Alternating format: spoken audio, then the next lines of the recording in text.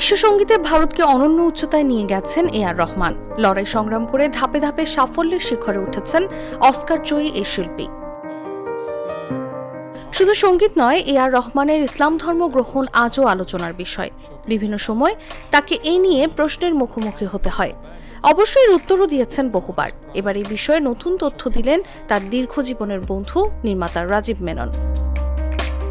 তিনি বলেন, অস্কারজয়ী সঙ্গীতজ্ঞ এ.আর. রহমান ও তার পরিবারের ইসলাম ধর্ম গ্রহণের সময় তাদের পাশে ছিলেন। তিনি ইসলাম গ্রহণ করিয়ে দেওয়া মাওলানা ও রহমান পরিবারের মধ্যে অনুবাদকের ভূমিকা পালন করতেন সেই সময়। সম্প্রতি O2 ইন্ডিয়াকে দেয়া সাক্ষাৎকারে রাজীব জানান, এ.আর. রহমানকে তিনি তখন থেকে চেনেন যখন তিনি এ.আর. রহমান নন, দিলীপ কুমার ছিলেন।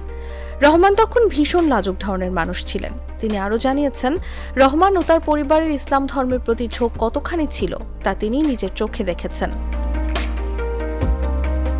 রাজীব আরও জানিয়েছেন, রহমান সবসময় তাকে বলতেন যে সঙ্গীতের মাধ্যমে তিনি সব ভুলে যেতে পারেন। অস্কার বিজয়ী শিল্পী মনে করতেন, সৃষ্টিকর্তা যদি তাকে কষ্ট দিয়ে থাকেন তাহলে তিনি তার সঙ্গীতের মাধ্যমে সেই কষ্ট থেকে উদ্ধার হতে পারবেন।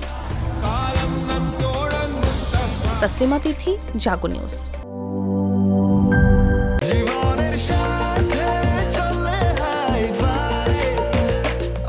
স্বাস্থ্যকর অল টাইম, সব সময় অল টাইম হেলদি লাইফ।